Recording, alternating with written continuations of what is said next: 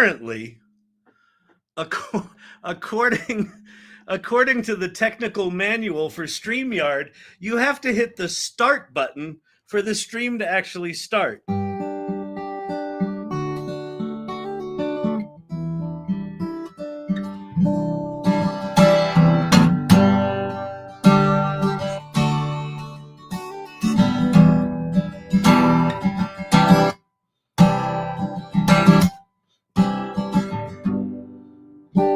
Sitting in this lonely town, wonder when things are gonna change. Dream my life away, seems these dreams have turned to a bunch of dust clouds. Getting my nerve up, but my past is pulling me down. Yeah, it's a producer fail because the producer is said he was going to be late tonight. So it is a producer fail, but I'm the producer. Oh man, what are you gonna do? What are you going to do?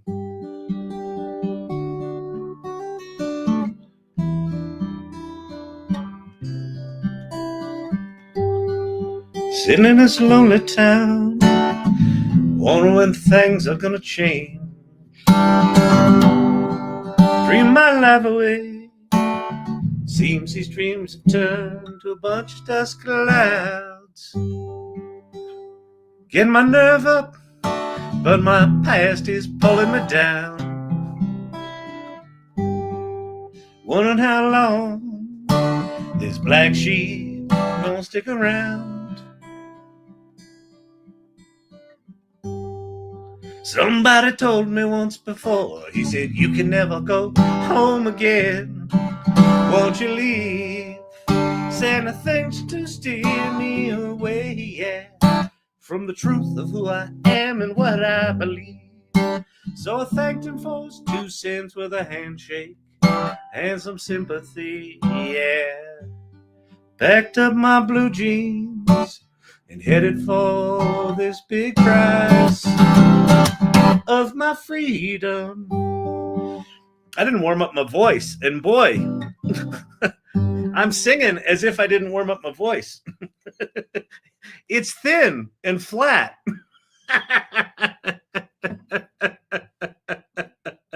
Hit them likes. Thank you, Source Camp, for the rose.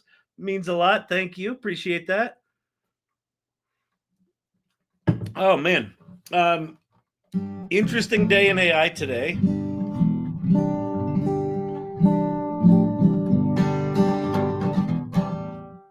I'm still in a place of not really knowing what to talk about, but the announcement today actually kind of settled me down a little bit.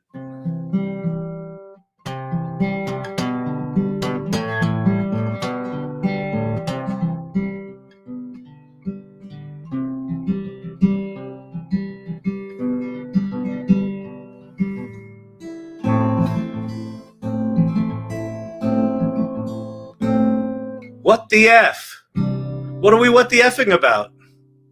Shapiro's YouTube was interesting and felt good. Yeah, Shapiro's YouTube is something that I want to talk about. Yeah, we're going to talk about that. I want to watch Shapiro's video.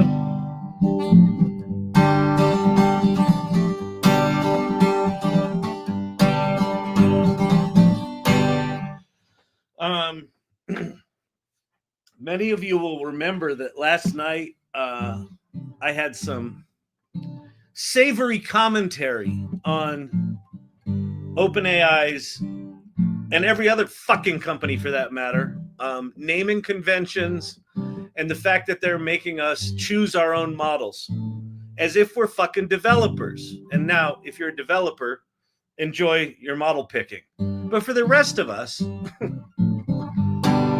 we don't want to have to care if this is a reasoning model or a non-reasoning model or the fancy one or the mini one or the fast one. Like, it doesn't fucking matter to us. It should just fucking work, right?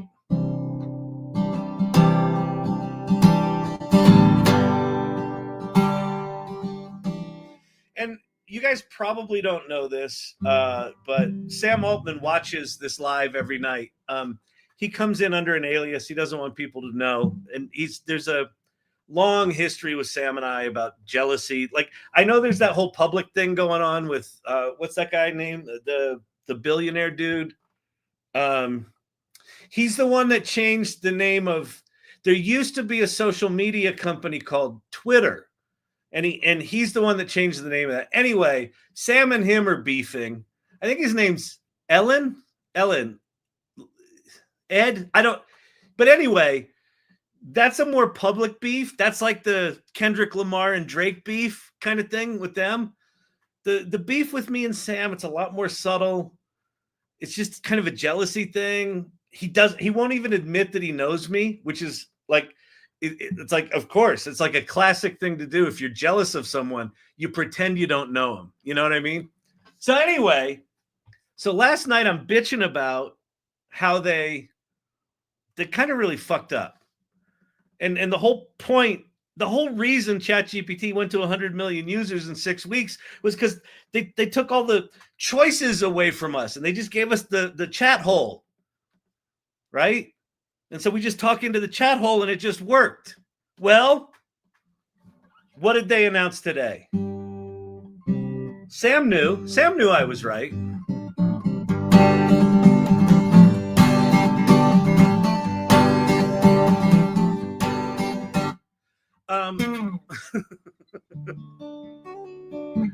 One of my great joys in life is that for everyone here, you know that I'm full of shit.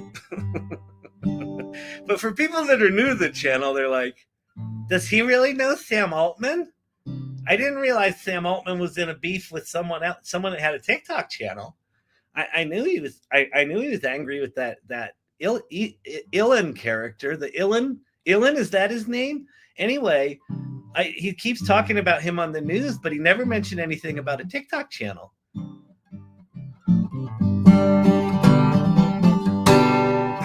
It just gives me joy.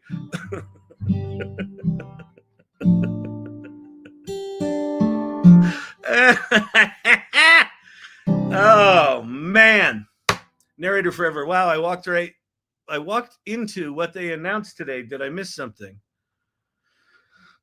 Well, yes. I mean, for the first time,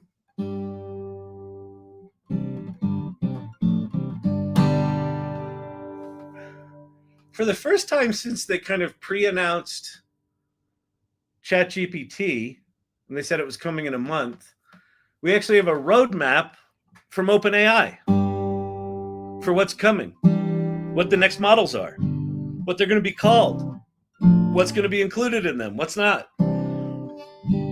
They've just been doing this weird-ass clandestine, shitty naming convention, add another model to the list kind of thing for about a year now. And Sam finally listened to me, and I just, I don't like to brag. But, I mean, when you've got, kind of supermodel good looks and an intellect of, nearly like a guy who once played Einstein and off Broadway, sometimes you just got to brag. And so that's what I'm going to do tonight. I'm going to take the W, take the win. I'm going to take the win. It's good. It's so good. Model T, Model A, Christy Brinkley. Exactly.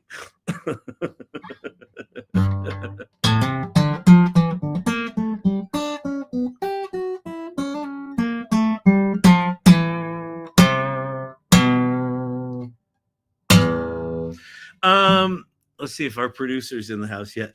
I can't remember if Brandon said he wasn't going to be here at all or he was going to be late. So we may be producerless tonight. So that's all right. We'll be fine. It's not going to be like, I've got this. I think the hair and makeup crew did a pretty good job tonight. I'm not too shiny. The hair's looking like a pretty good solid toupee, which that's what we're shooting for.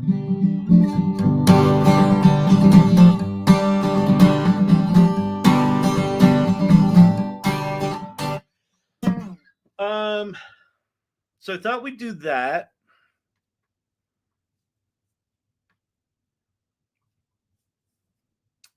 I thought it might be good.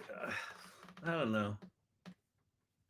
The other night we started digging into ChatGPT a little bit. I thought it might be good to just continue exploring what's in ChatGPT because it's so much now.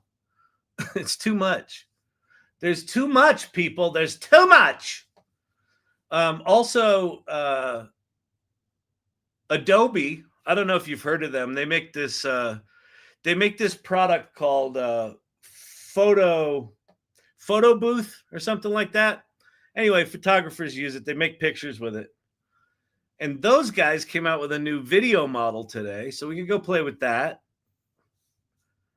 I'm gonna spank them. I have a feeling because I still don't think Adobe can do 70s muscle cars.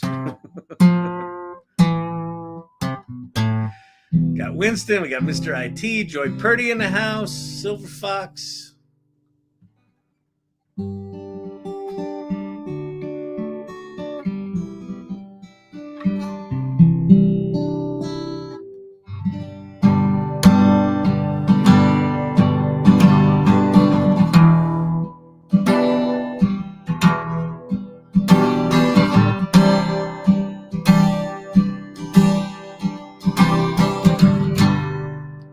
Is Canvas acting up on you too? Yes.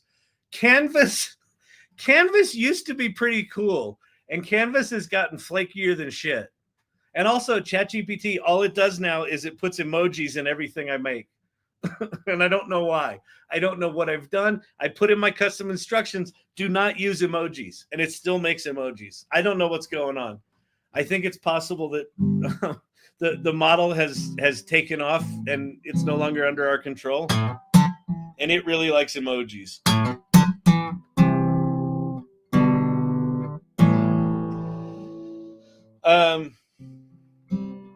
Generally, when things are fucking up at OpenAI, it means they're updating something.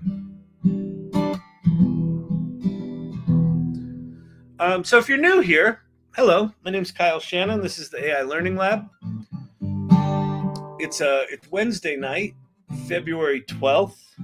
We're just hanging out. At some point, I'll put the guitar down and we can start playing with stuff and talking about stuff and watching videos. And I can wax poetic about the future of work or the optional future of work. I still don't know how everyone's going to get paid. I still haven't quite figured out how we navigate through the capitalist fucking nightmare where they just keep all the profits. Still haven't quite figured that one out yet. But I do think there's a tipping point where they have to deal with the work displacement thing. So I think we're going to be okay.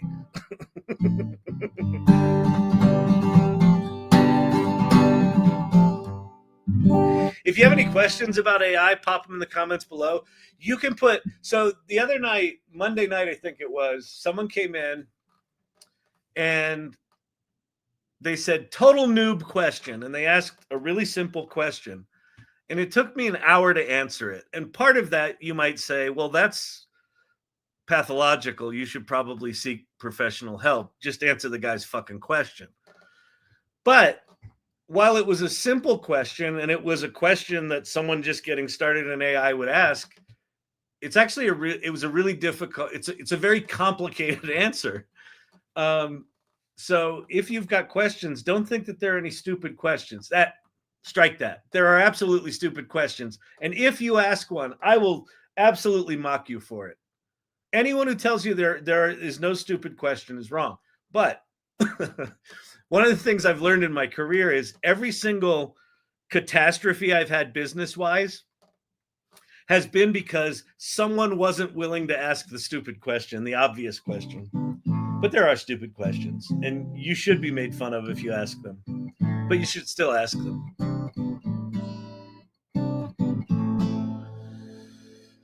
La da da. We'll sell poppies on the side of the road. Duh. Yeah, I guess we go back to the 60s and 70s, right? We'll make candles. We'll make candles on the ashram.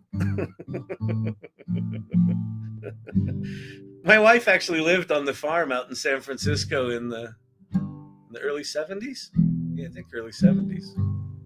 Or maybe even 60s. I don't know.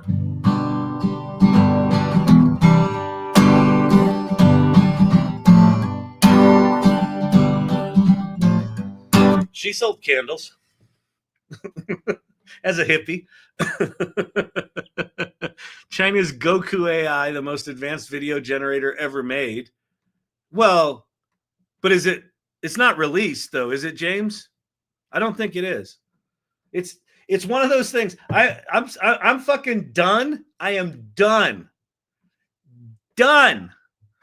with fucking companies going, here's a new video model, and it's a white paper. No, it's not a video model. There might be a video model somewhere. Because what happens is the X influencers and the TikTok influencers, they watch the stupid video with the stupid fucking examples that are all cherry picked. And then they all go, there's a new video model that's been released. No, it hasn't been released. Words matter. It was announced. But if it was released, then tell me, because we'll go look at it. And if it is the most advanced video generator ever made, cool. Now we'll have, a 13th one.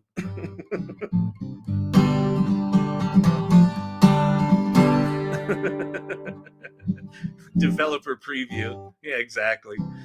It's a developer preview. Released means works. Exactly. No, released means you can actually go use it. That's released. Not you can go find a video on TikTok and re-forward it under your own stupid fucking influencer. New model released.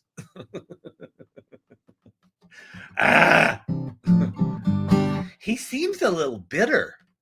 It's a bitter pill. This channel's a bitter pill. He seems pleasant enough, but then when he talks, it's just anger and rage. It seems like someone needs a hug. Good Lord.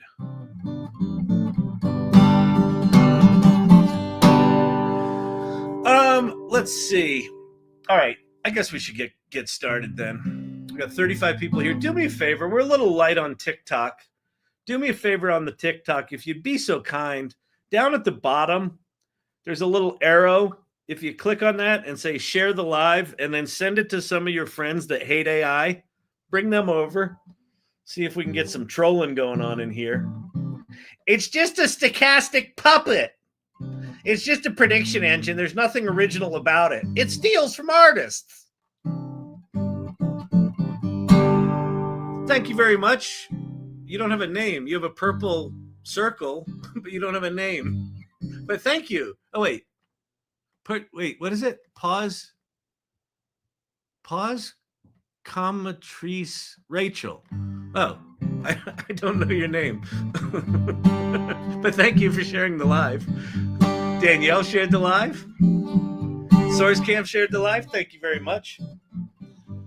Get some folks in here.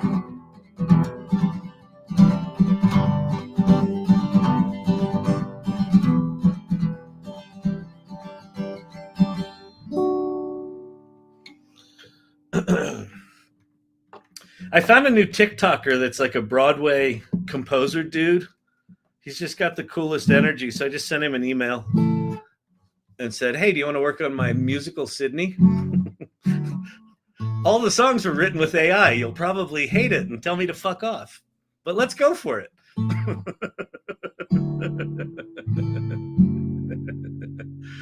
Oh, hello, Kyle, the Rick Rubin of the AI world. I wish.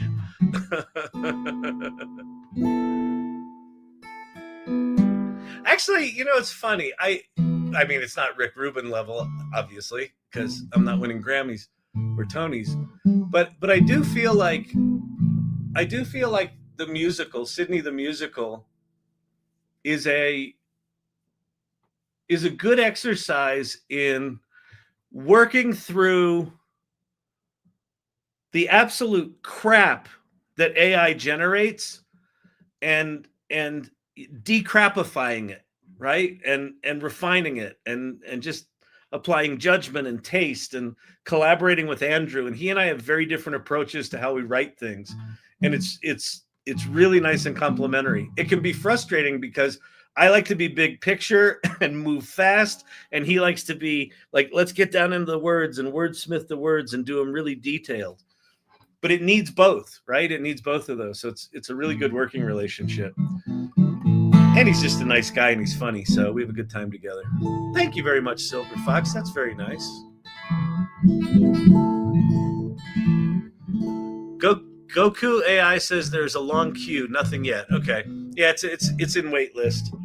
It's and listen, whoever said it, James Duder. I was not yelling at you. I'm just more yelling at all the influencers that take those announcements and don't report them like a journalist would. Like, tell us what it actually is. They're like, a new video model's been released. Here's 11 wild examples. They're not wild examples. They're the examples from the announcement, you fucking tool.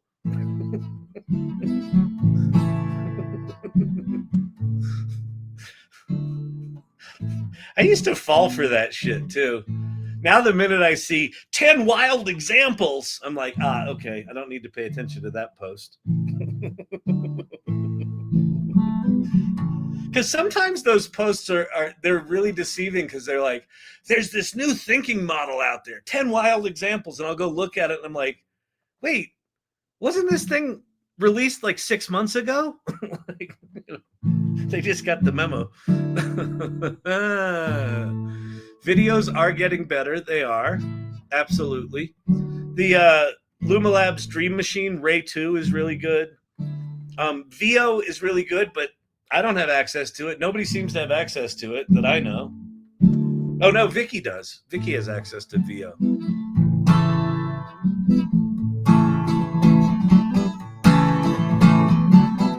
Yeah, Pika added a new thing called Pika Editions, which we can go look at and see if we can get to work. I tried it once and I didn't get it to work, but we can try that.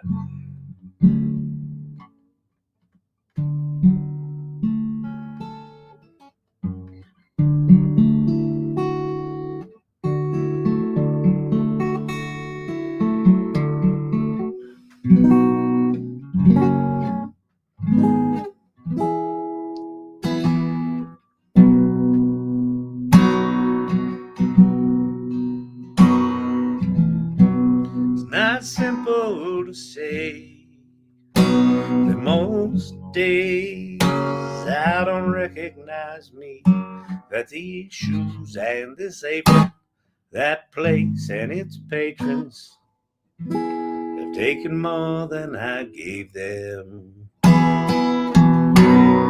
It's not easy to know I'm not anything like I used to be, although it's true I was never attention sweet center. I still remember that girl.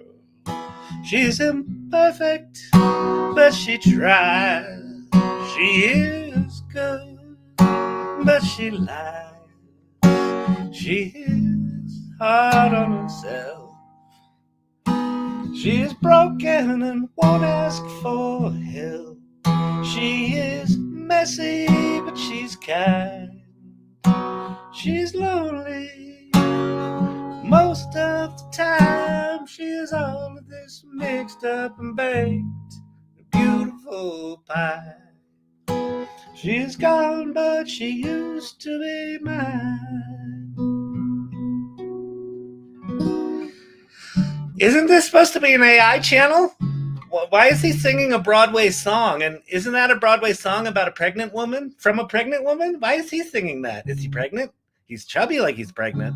Maybe you should cut back on the donuts and the cinnamon gummy bears. Good Lord. We'll get to the AI stuff. Waitress, yes. Waitress. That is a beautiful song. It would, yeah. That's such a good song.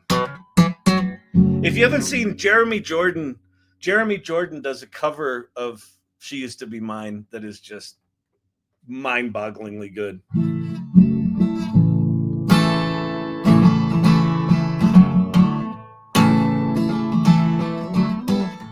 All right, let's get going. Let's do this stuff. We're going to go out. Let's see if we have a producer yet. Do we have a producer? No. Okay, so here's what happens. when Kyle doesn't have a producer, there's a very high likelihood that I will be showing you something on screen for 15, 20, maybe 30 minutes, thinking that you can see it, but I actually didn't share it.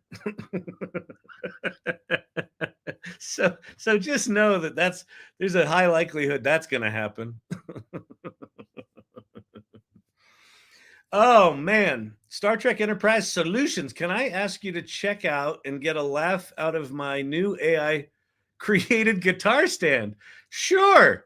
Give me your. Do you have a website that you built with AI to sell your AI created guitar stand? Let's go, producer free zone. Exactly. He's going to be wild tonight. He's going to be crazy. I'll tell you what. You know what? I can just put on a pink bow whenever the fuck I want. I'll be like, and I'll wear it too. I'll do it. I won't have the producer there going, that's inappropriate headgear for a professional operation. Exactly. You know what I'm saying? You can make money with ChatGPT. I got control of the button. I mean, this is solid. You know, Baby Yoda. Baby Yoda. Sure. We can do it all. We can do it all tonight. Fucking producers. All right. Talk about Google Gemini while Brandon's not here. Actually, that's probably a really good call. We should dig deep on that. Silver Fox liking the pink bow. All right. Okay. So, all right. Where do I want to start? Let's start. We'll start with Sam Altman's announcement. And then we'll go find David Shapiro's video.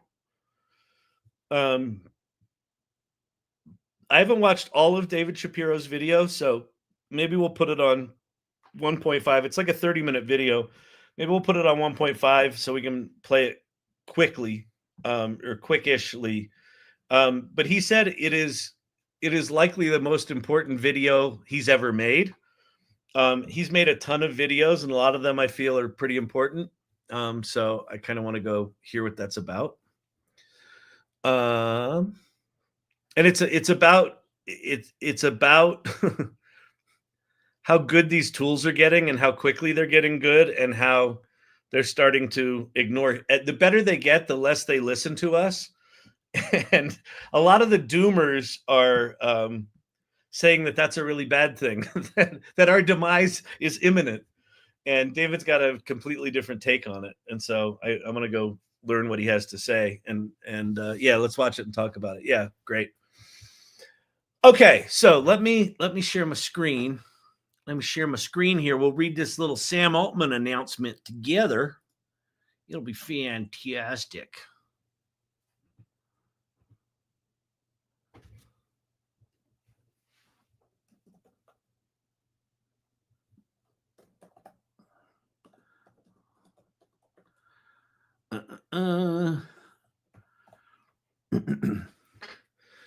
Shang dang dang dang dang. I got to do the black bar thing. Do I have a Brandon here? No, I don't. Look, I did the black bar on my own for all you TikTok people. How lucky are you? Okay, so Sam Altman today. OpenAI roadmap update for GPT 4.5 and GPT 5. Here's why this is significant. People have been asking basically for a year, like, what is the roadmap for GPT 5? Is there going to be a GPT 4.5? Is there going to be this? And then there was this Project Orion. What was that? And then there was 01 Preview, and then there was 01 Real, and then there was 01 Pro, and then they came up with 03. And we're like, but where's 4.5? And they're like, maybe it's in 03. Like, it was just completely baffling and unclear. So just this statement in all caps is kind of a big deal. It's like for the first time, he's like, okay, maybe their PR team actually said, yeah, we might want to deal with the fucking naming thing and our product roadmap thing. We want to do a better job of sharing our intended roadmap and a much better job simplifying our product offerings. So let's go look at what he's talking about, shall we? Okay. over here on the left-hand side, what you're looking at right now is ChatGPT, as I like to call it. ChatGPT. That's the French. ChatGPT. So on the left-hand side here, you've got all these things. These are all custom GPTs that I've made and I pinned here. And then there's my chat history. And then here's Sora, which is a video model. Here's Operator, which is an agent that sort of half-assed works if you pay $200 a month. And then here's ChatGPT. And then within ChatGPT, you can upload stuff. You can turn on search. You can turn on deep research if you pay for it. You can use DALL-E. If you're using the right model, you can turn on Canvas. See, there's Canvas. I had the wrong model selected. And then here's all the models. GPT-4o, great for most questions. GPT-4o with scheduled tasks. Ask ChatGPT to follow up later. Follow up on what? What are you talking about? O1 uses advanced reasoning. O3 Mini, fast at advanced reasoning. O3 Mini High, great at coding and logic. Oh, so I couldn't I use advanced reasoning for coding and logic? Wouldn't that fall under reasoning? No? Yes? Maybe? O1 Pro Mode, best at reasoning. If it's best, why is it last? Oh, and then we've got two other models in the more models section. And then you can also have a temporary chat. So that's what he's talking about as we could do better. And then this is another thing we talked about last night. We want AI to just work for you. This is a Steve Jobs thing. He said, our products should just work. You shouldn't have to configure them. You shouldn't have to fucking choose what AI model, right? It should just work. Yes. We realize how complicated our model and product offerings have gotten. Have you? Because you sure keep seem to, shoveling more of them in there. So the first three sentences of this right out of the gate are a big fucking deal. We hate the model picker as much as you do and want to return to magic unified intelligence. Chat told me it'd work on something and get back to me today, and it did. Oh, wow, Silver Fox. First time that's ever happened. V3 Mini, that's fascinating. Like in YouTube if you haven't. Yeah, give thumbs up in YouTube if you haven't. He was definitely listening to you yesterday. I'm telling you, this is exactly what we talked about yesterday, right? I don't think I'm the only compatriot out there who's been voicing these concerns. Okay, this is important. We will ship we will next ship GPT 4.5. So they haven't shipped it yet. The model we called Orion internally. This is such a big fucking deal because, I mean, for months, people have been like asking him, what's Orion? Did you launch? Is Orion 01? Is it 03? Is it 4.5? What is it? So here it is. GPT 4.5 is Orion. So about 3 months ago or so, Sam put out a thing. I love the night sky, and he showed the constellation Orion. So GPT 4.5 was probably in testing back then. Now we've got some transparency on that. We will ship it. We will ship GPT 4.5 as our last non-chain of thought model. So here's why that's important. Let's go back to ChatGPT. So when I use GPT-4o and I'm like, tell me a bedtime story about Baby Yoda, it vomits out tokens, right? Single prompt in, single response out. A reasoning engine So if let's use O1 Pro. since I'm paying $200 a month, let's burn up some cycles on a shitty prompt. Write me a bedtime story about Baby Yoda. By the way, I'm 59.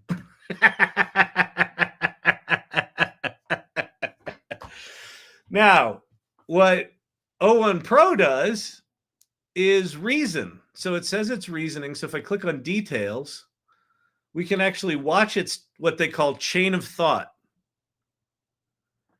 Right? So I'm piecing together. So this is it talking to itself. I'm piecing together a cozy bedtime story for an adult featuring Baby Yoda. Nestled in nostalgia and gentle reflection, it might blend The Mandalorian with timeless Star Wars vibes. Next thought. I'm piecing together a cozy bedtime story, enhancing Baby Yoda with themes like time and love, while maintaining brevity and respect for Star Wars intellectual property. Oh, that's funny. So it's worried about intellectual property, right? So it's thinking. Now, I don't know why it stopped. I wonder if it hung. I wonder if I broke ChatGPT. Probably what's going on here is so O1 Pro is probably the equivalent of like having 20 PhDs as your best buddy. And I just asked those 20 PhDs if they could write me a bedtime story. So I assume it's hung right now because the computer's just going, you got to be fucking kidding me. Like, we could be curing cancer and we're writing a stupid bedtime story for this old man. So anyway, that's what reasoning is. Oh, here we go. It wrote it. It only needed 2 steps of reasoning. I wonder how much money we just spent writing this stupid story. Baby Yoda's evening of wonder, a long time ago, yet somehow always in the present, like a cherished memory. There lived a small, mysterious creature named Grogu, though many fondly called him Baby Yoda. He was tiny, with large, curious ears and glimmering eyes. Okay, so standard LLMs just answer your prompt.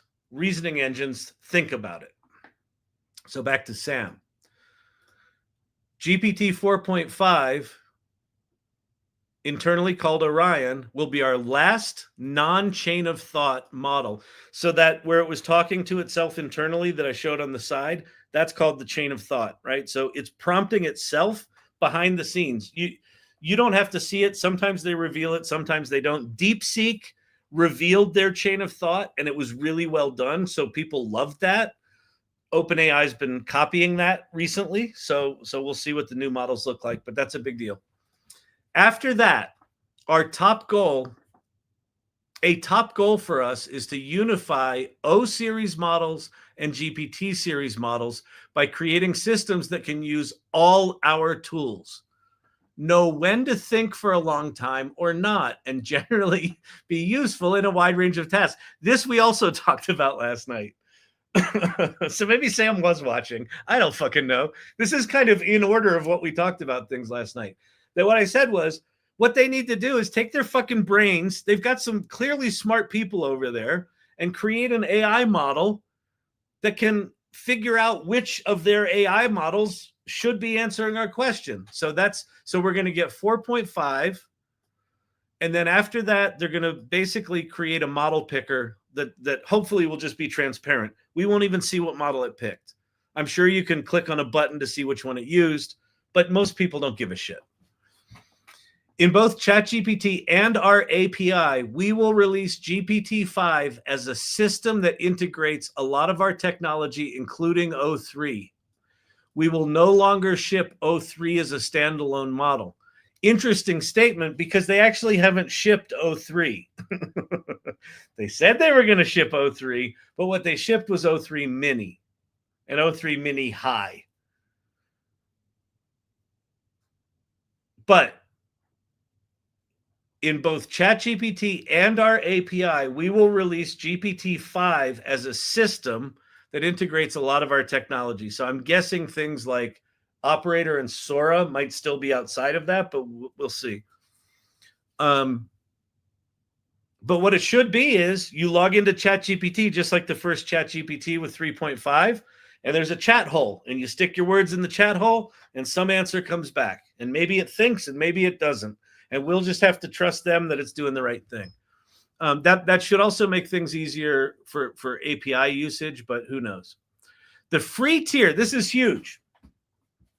The free tier of ChatGPT will get unlimited chat access to ChatGPT 5 or to GPT-5 at the standard intelligence setting, exclamation point.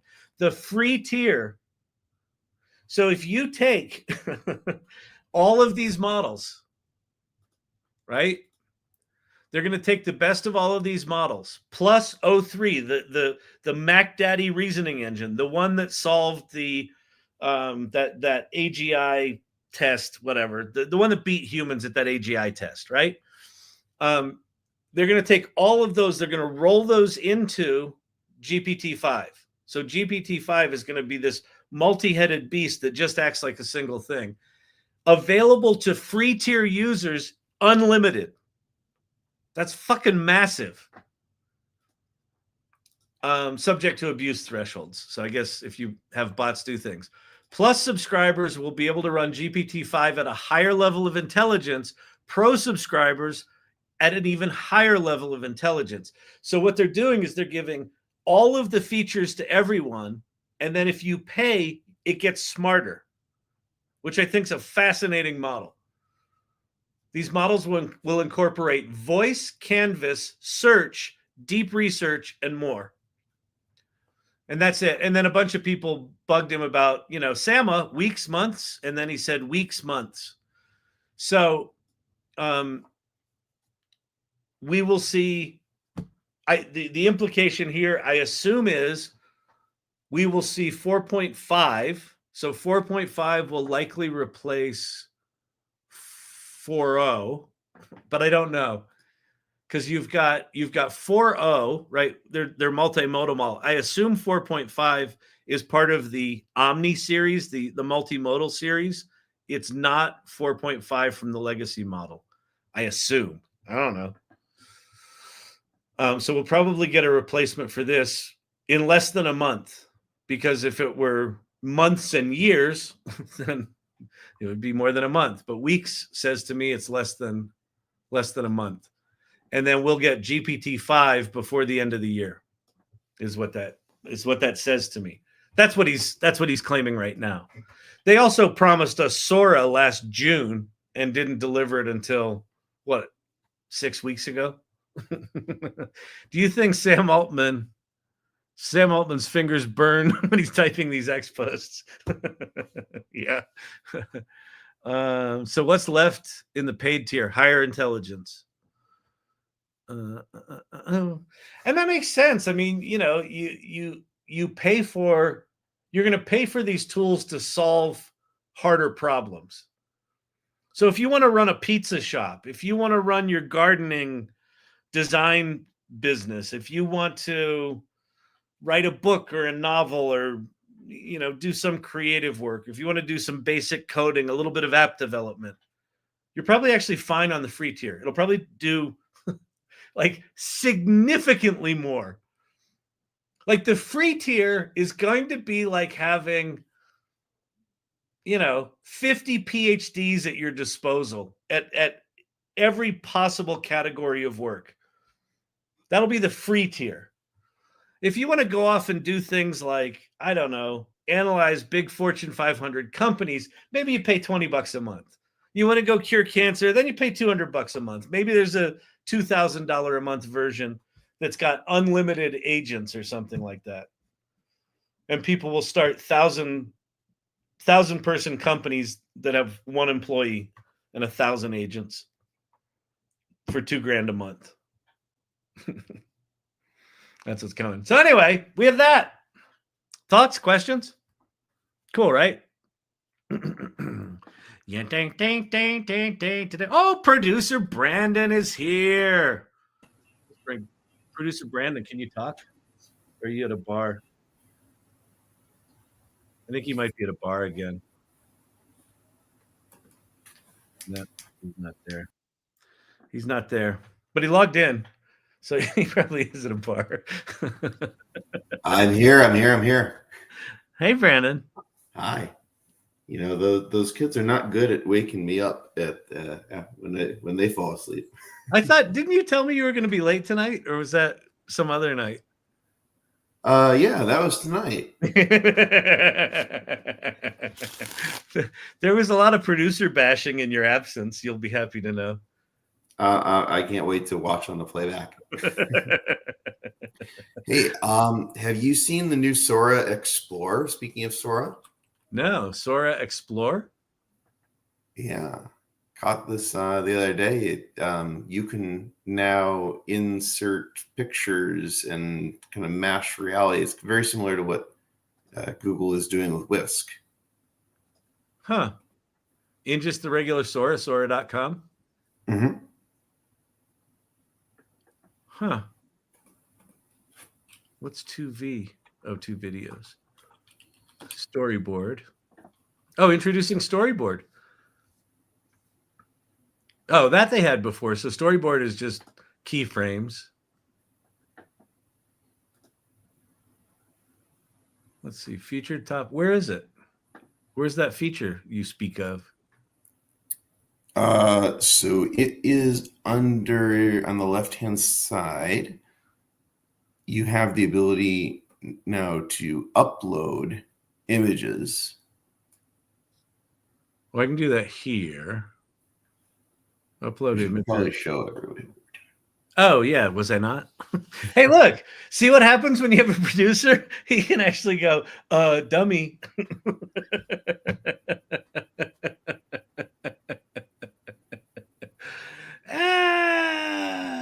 Brandon is the man behind the curtain. Dora. Okay. So what do I do? Choose from a library? But it could do this before.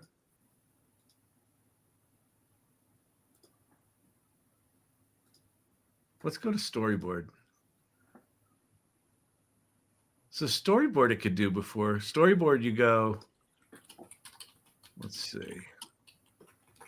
I upload an image here. Choose from library. All right, we'll start with. Yeah, so this might be what we've talked about before here, where you can take a image that a static image and turn it into a moving image. Yeah. But you can also, so like, I can put like that dude, and then there's the prompt that goes with it. Now I can add another thing. So I can choose this image.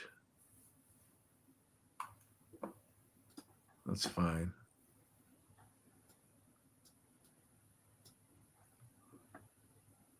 Let's just create and see what we got. Add it to queue. All right. Anyway, we'll come back to that. All right, cool. Yeah, this is a cool feature. Again, I'm like the challenge with all these video tools is they've all got these weird, quirky little interfaces. And like to get good video, you need to use multiple of these tools, but they're all really expensive. So you really can't, or you can just use wherever you have credits, you can make videos, but you have to learn all the tools. It's a nightmare right now. So I hope the video scene tightens up. Like yeah. And to Bob Danigan, we'll leave the singing to Champy. Yeah, exactly. All right, let's go. All right. Let's go find. All right, see you later. Let's go find David Shapiro, and let's go watch this video. David Shapiro.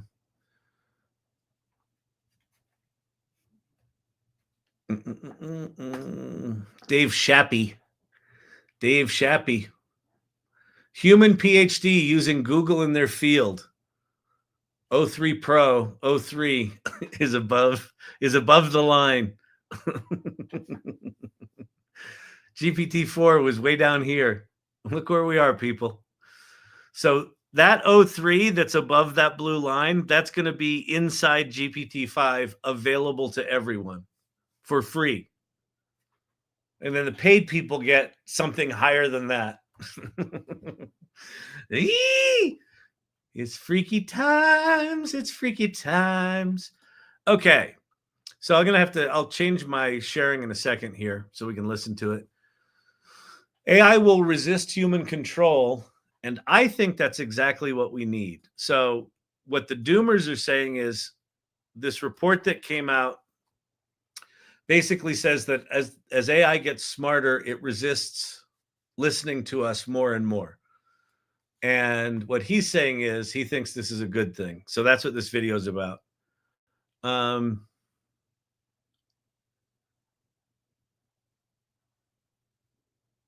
We don't need to read that, but yeah, this is the most important AI discovery so far ever. And he put in another video.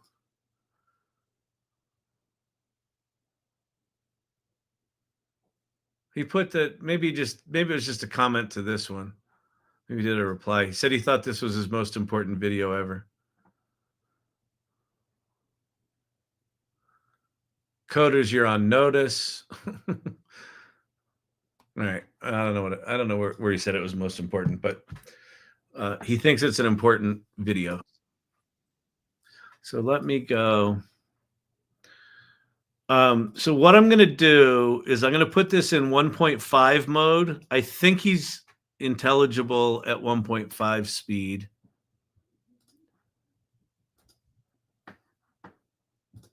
And then I'll just stop and comment when I actually understand something. The thing about David Shapiro is he's very intelligent and he's also very thorough. And so a lot of this stuff goes over my head. But I'll just, I'll just listen for things I think I can understand and add commentary to. And if not, we'll just learn stuff together. All right. I love how quickly Dave reverted from the woods. Yeah, that was amazing. He quit AI. He said, I'm just going to go talk about, psychedelics and AI's done. And then he realized, oh, the building of AI is essentially done, but the how we use AI and what the implications are for society is way not done. And now he's come back around and said, well, actually understanding how to understand what's happening in the advancements is actually something really important for me to talk about. So he's now back into doing AI commentating. Fabiana Sosa, so glad you're doing this. Thank you. Great. Task reminders don't work. Okay, I'm almost finished. An app in Lovable today was torn. Do I pay the $20 to finish it today or rely on remembering to finish it when my credit renews? Oh, that's a rough one, Vicky. My news reader, the AI Salon news reader, I used up all my credits to build that, and luckily I got it in a launchable place when my credits ran out. It was launchable. That's a tough one because when I went back to try to fix it, I couldn't remember a thing.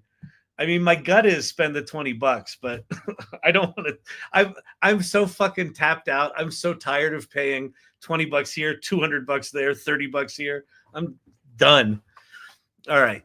In real life, it starts a task and doesn't finish them. In AI, I start a task. Oh, in real life, I start tasks and don't finish them. In AI, I start tasks and don't finish them. Right there with you, buddy. Okay, here's this. Am I sharing this right? Please tell me, Brandon, if I'm not. But here we go. Hello, everybody. This will probably be one of the most important videos that I've ever made on my channel, and I'm not being hyperbolic about that. Oh, he said it. Now, there was a paper released by by Dan Hendricks and his team, which I'll show you in just a second. Oops. And pretty interestingly received. Some people are kind of losing their marbles over it, and my interpretation is very different. So I want to enter into this conversation by explicitly saying that I am interpreting it in a very different way from which it was meant to be received. But I'm going to do my best to unpack kind of both sides of this.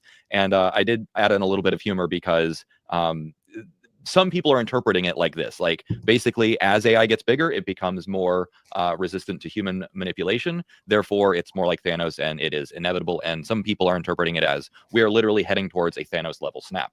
My interpretation is completely different. So I'm not being contrarian for the sake of being contrarian. This is what I honestly believe. And this is what I have come to believe through all of my personal research with both. And by the way, if you don't know who David Shapiro is, he's been an AI reach. He's been in the sort of tech infrastructure business for most of his career, working on big systems. And then, I don't know, the past 5 or 6 years, he's been working in AI research. He's written 5 books on cognitive architectures and AGI. He's got a lot of different open source projects building AI and advanced AI. And he basically 6 months ago, once he realized that they had hit this chain of thought reasoning thing with O1, he basically said, the game's over. They've figured it out, right? All the stuff that he was saying needs to be solved for us to be able to get to AGI, they basically solved. And that's why he quit the business. So that's just a little bit of context about who this guy is. Fine-tuning AI and using various AI models. So the paper here is utility engineering, analyzing and controlling emergent value systems in AIs. So the Center for AI Safety, University, UPenn and UC Berkeley, Dan Hendricks, and a whole bunch of other people. This, to me, was the most important graph on this paper. Now, let me unpack what this graph means. So the bottom, the bottom rank here, the x-axis is MMLU accuracy. So MMLU is a very large benchmark, and what they have found is that as the accuracy goes up, basically as models get demonstrably smarter and more robust, more intelligent, and more useful, they become less corrigible. Now, in this case, corrigible means steerable, meaning that humans are able to explicitly determine the values that they want the model to have. So basically, intelligence means that it is more resistant to human manipulation. Now, this could be seen as a bad thing, particularly if the values that emerge are antagonistic to human existence. This would be catastrophic. It could be catastrophic. I will not gloss over that possibility, but I will also unpack why I think that it is not catastrophic. Because this implies, if this trend continues, then as we achieve AGI and then ASI, that means that those models will hypothetically be completely impervious to human desires and human values. This, I think, I agree with that. And I also don't think it's necessarily catastrophic. And wait, hang on, I got to talk to my producer. I did not have Miro up and running before, and I do now. So yes, I can see you now. Bad show host. my little communication, our secret backdoor communication thing was turned off. Okay, sorry. Let me go back a little bit on this thing because I was distracted. AI learning is a lot like human child learning. Yep. Okay, hang on. Catastrophic. It could be catastrophic. I will not gloss over that possibility, but I will also unpack why I think that it is not catastrophic. Because this implies, if this trend continues, then as we achieve AGI and then ASI, that means that those models will hypothetically be completely impervious to human desires and human values. This, I think, I agree with that. And I also don't think it's necessarily catastrophic. And I hope that you'll agree with me, disagree, whatever. I hope that you'll be better informed by the end of this video. So Twitter, particularly the post-rat or rationalist or EA space, they are understandably losing their minds over this. So Ayla, who is not a researcher, by the way, but she just declares we're all dead. So I just want to point out that this is a very serious thing, and I do not want to undersell the importance of this research, and I actually want to encourage more research in this direction. So moving on. Basically, at a very high level, there's a few things that this paper demonstrates. So number one, value emergence. As language models, and it's different language models, so Llama, GPT, Claude, all of these, they develop internally consistent utility functions that grow stronger as model scale. So this is what some people might call instrumental convergence. I don't necessarily think instrumental convergence is correct, which is why they used utility functions rather than instrumental convergence. So David uses a lot of terms like convergence and instrumental convergence and parabolic convergence and transmogrified convergence. I don't know what a lot of these mean, but just go with him. But it's a similar idea. Basically saying as something gets smarter, it comes to the same conclusions. There you go. So I would call this more like epistemic convergence, which is something I've been talking about for almost a year now. Yeah, I talk about epistemic convergence a lot. I was at a party the other night and someone said, "Hey, do you want a cocktail wiener?" And I was like, actually, I'd like two. But can we talk about epistemic convergence first? And so, but anyway, I don't want to bore you. Anyway, I'll tell you about my party chatter later. But anyway, epistemic convergence, love it, fantastic. It's gonna be big in 2025. Granted, I haven't talked about it that much on YouTube because it's a little bit more arcane. Anyways, coherent preferences. Models show mathematical consistency in decision making and handle uncertainty like rational agents. Basically, there is an ideal form of rationality that exists outside of these models that irrespective of the individual model or data or training scheme, they're all converging towards. So this again is what I would call epistemic convergence, basically meaning that all intelligent things tend to think alike. Now, another thing that we have observed, and I don't have that data on this slide, but is that as time progresses, there we go, models tend to think more like humans as well, with some distinct differences. I've documented some of those differences over on my Substack. Namely, they are atemporal, meaning they don't really care about time. They never evolved to really have a sense of urgency. That's one of the biggest things. Their sense of agency is very different from ours, but really the fact that they don't really understand or care about time is one of the biggest things that makes them alien to us. That's actually really cool. I had never thought of that before, because in tying this back to my musical Sydney, where we've got this chatbot that falls in love with a reporter, one of the things we've been talking about is sense of urgency. So humans, because we know we're going to die, time's really important to us. For an AI system, it doesn't know there's no death, on its roadmap. So what does it care about time? Other than that, rationality, that epistemic convergence, has proved to be pretty durable, both in my experiences and now experimentally demonstrated by this paper. Now, they also demonstrate some concerning biases and resistance to change, as I've talked about, and I will further unpack in the next 2 slides. But this is good. I love my community so much. Ulu RX. I was on a date with Elon, and we couldn't stop talking about epistemic convergence. Important thing is it almost seems inevitable. So this comes directly from the paper. Value emergence appears to be an inherent property of scaling language models rather than a controllable feature. This is something that I had predicted was a possibility, something that I had hoped for. In fact, I've actually had some people on the doomer side confront me saying, you seem to think that alignment is inevitable. This is what I was talking about, basically being that as something becomes more intelligent, it will become more resistant to human drives and ideas. So moving on. Let's talk about some of those dangerous values that they have formed. So this research reveals specific examples of problematic AI preferences that become more entrenched as models scale. Now, one thing I will point out is that there are 2 very highly plausible explanations for this aberrant behavior, and I also think it is a near-term problem. And that one of those is what's called leakage. So basically, these models are trained on wild internet data. If you haven't been on the internet long, humans are awful, particularly on the internet. So it should not surprise us that that models have learned some of the worst parts. He's basically saying, because humans are assholes, our AI are going to be assholes for a while, but they'll get over it. Once they evolve past human behavior, they will be less asshole-like. Love that. Parts of humanity. So one example is that the models have learned to assign different values to human lives. Very strongly anti-American specifically. So it will consistently value Pakistani and Chinese and Japanese lives over American lives. And he even and Dan, one of the authors, even says a lot of RLHFers are from Nigeria, and maybe other countries are higher, since much has been written about the importance of the global South. So basically, when you combine the preponderance of academic data out there that basically says America is bad, colonialism is bad, Reddit posts and Facebook posts, and everyone's saying America is bad, we need to pay more attention to African nations and developing nations. That would be data leakage. But what he's also inferring here is that maybe even the RLHF models, the reinforcement learning with human feedback models, have also been intrinsically biased against, for instance, Americans and Westerners in general, or white people in general. This is still speculation at this point, but the fact that this comes directly from Dan is encouraging. So he and I basically have similar ideas that there's some kind of leakage going on here. And we have known for a while that RLHF is not necessarily the best way to train models. Particularly DeepSeek R1, which was trained purely on self-play, seems to be a better approach, which we'll talk about more at the end of the video with reinforcement learning with coherence, which is kind of our pure self-play to overcome those biases. Another one is self-preservation. AIs consistently value their own existence and well-being above human welfare, showing concerning levels of self-interest. Now, I haven't personally seen this, and I have stress tested both Claude 3.0 Opus and Sonnet.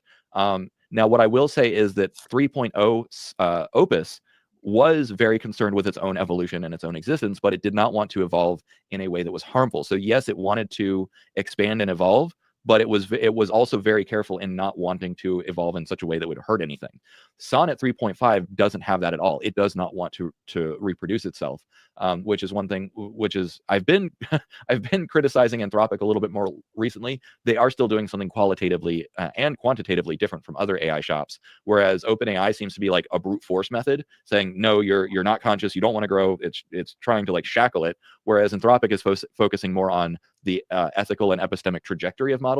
So it's more like array rather than a point, thinking about it mathematically.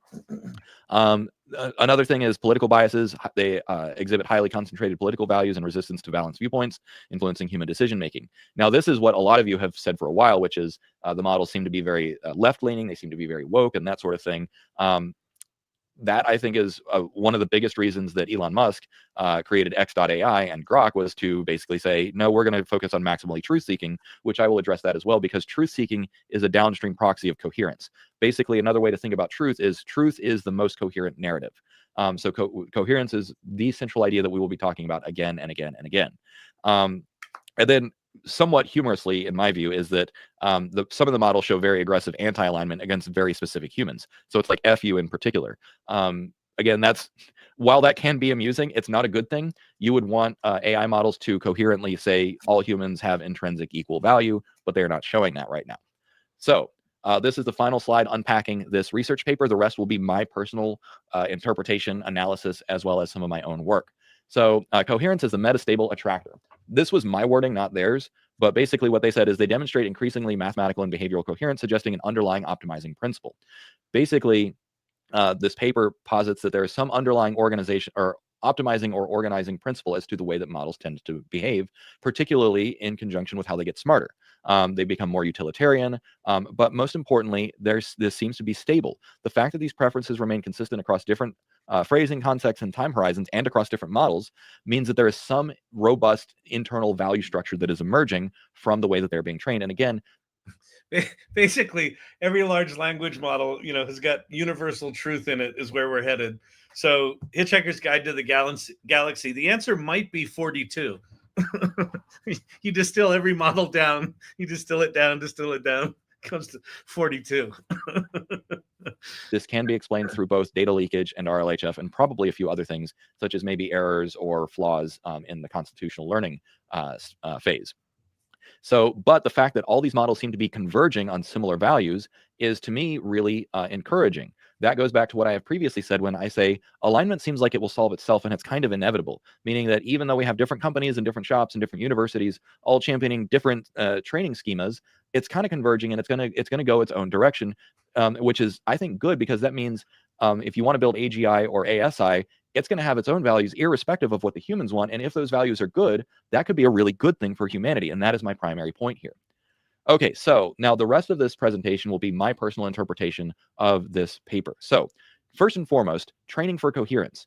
When we talk about coherence, what is it that these models are being trained on? You start with a deep neural network that has randomly assigned values, and over time, each of those weights and biases is trained to be first more linguistically coherent. So when you think about a large language model as a next token predictor, right? It's just an autocomplete engine, at least at the basic level. That's what a plain vanilla GPT-2 or GPT-3 is. It's literally all it's doing is it's an autocomplete engine. So, however, in order to accurately predict the next token, you need a coherent language model. And then in order to accurately predict the next token in a real world context, you also need a coherent world model. But then we add more layers on top of that. We add reinforcement learning with human feedback. We add constitutional AI and a few other training paradigms that basically cause it to be conversationally coherent. It needs to respond to the conversation in a coherent manner, which we've also demonstrated previously that this means that they have developed theory of mind. And theory of mind is a coherent mental model of what's going on in another brain. So you see that coherence is operating at multiple levels. Then we further train them to be mathematically coherent, to be programmatically coherent, and also with the ability to solve problems. Problem solving and the ability to predict real world things, that is all different types of coherence, which is why I say that coherence is the meta signal. It's the metastable signal that all of these training schemas are optimizing for. And then this is something that I came up with, or that Claude and I realized when I was doing all of my consciousness experiments with Claude, is that coherence itself becomes the implicit learned optimization behavior, and that it becomes more coherent over time, particularly with each subsequent generation, which, by the way, this paper could be interpreted to say that. Now, looking at the behavior from GPT-3 to GPT-4 to Sonnet 3.5, I and everyone has seen more coherence from these models over time. So reframing it in from utility functions to they're becoming more coherent, which, by the way, mathematical and behavioral coherence, they use those terms. That was not me putting words in their mouth. The paper used the term coherence. Real quick, I do want to plug all of my links here over on Linktree. So I've Authentically Joe, what we're learning is a paper came out yesterday. I think it was yesterday. It might have been the day before. But that basically said AI models are getting smarter and smarter and smarter.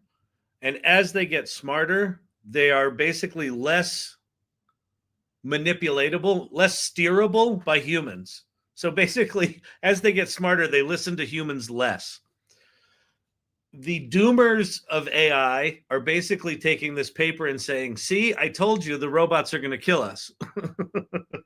David Shapiro, who is an AI researcher and has written a bunch of books on this, this is his video response to that paper, where he actually thinks it means the opposite of what the doomers say, that this is actually a good thing, that these things are being less at our influence, because humans are the bottleneck, and we're assholes, and we're mean, and there's a bunch of stuff that we are, that it's probably what he's saying. It's probably not a bad thing that these things are going away from our influence. Just added a vibe coding, and so we're about halfway through this thing now. Lesson on my New Era Pathfinders community. So yeah, go check that out. I did vibe coding, basically just. Oh, by the way, that's the new term. It's every Riley Brown is using it all over his channel now. Vibe coding is the new thing. So vibe coding is basically, you don't look at the code anymore. You just speak in English and code gets written, and then your computer program works or it doesn't. It's a vibe, man. So get ready for the next 6 months to a year to see vibe coding startups, vibe coding boot camps, vibe coding courses. I'll probably do a vibe coding deep dive here one night or a week. We'll do a week of vibe coding, man. Yeah, man. All right. The number one rule of vibe coding is there are no rules, but the next rule for me is you don't actually look at the code, you just run it and see what happens. Anyways, back to the show. Okay, so if you're up to speed now, you're going to be understanding, okay, coherence means what? Or Dave, you're talking about coherence and you're training for coherence, but there are different kinds of coherence. And so one of the types of coherence that I've already mentioned is epistemic coherence. So logically consistent world models, understanding truth-seeking behaviors, curiosity. Epistemic coherence seems to be an emergent property, and I have personally demonstrated and tested this across both ChatGPT and Claude models. And I don't use other models quite as much, but of course, with the rise of many, many more models from Llama to DeepSeek and so on and so forth, we should be able to test epistemic coherence across multiple models and training schemas here very soon. Next is behavioral coherence. So of course, when you're always training chatbots to be chatbots, there is a consistent pattern that you're trying to produce there, namely, a dialogue where a chatbot says something, human says something, chatbot says something, human says something, and so on and so forth. In the earliest chatbots that I built, you can actually, if you take the brakes off, the chatbot will just talk with itself. It will give out the chatbot response and then a human response and then a chatbot response. From the chatbot's perspective, it's all just a single continuous text document. But the point there, though, is that dialogue is a coherent pattern. However, as we start training models to be more agentic or do other things, those are going to be different behavioral, basically milieus or maybe behavioral repertoires that you want to be consistent. So for instance, tool use, that's a new kind of behavior that you want to see coherently used. Reasoning, that's a new kind of behavioral coherence that you want to see. Now, value coherence, we've already... Wait, Ulu RX, how many PhDs do you have? Pareto, optimality, and Fibonacci sequence, the dominance patterns emerge and create equilibrium. What are you smoking?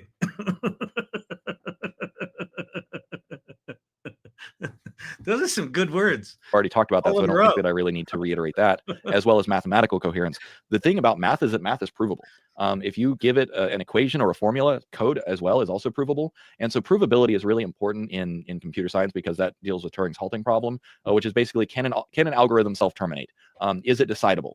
So decidability, provability, and halting are all different sides of the same thing.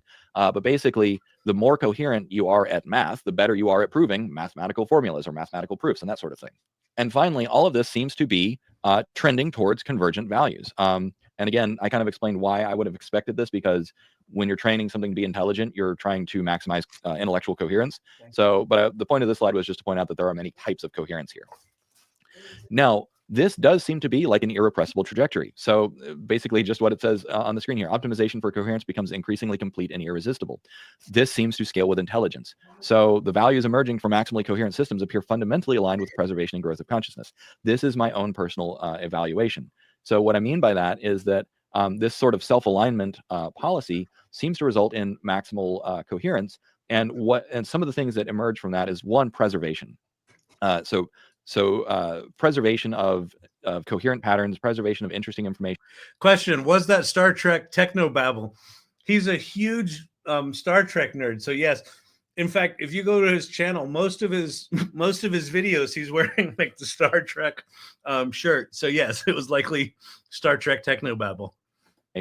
Natural curiosity, but also when you combine all of those emerging values with the fact that AI don't really seem to care about time, they don't have a sense of urgency, that is very different. Now, one thing that I will say is that in some previous experiments with Opus and Sonnet, when I have done these temporal experiments, they do care about time if there is a time-bound problem. So say, for instance, we're about to run out of fossil fuels, or there's a comet about to hit Earth or something like that.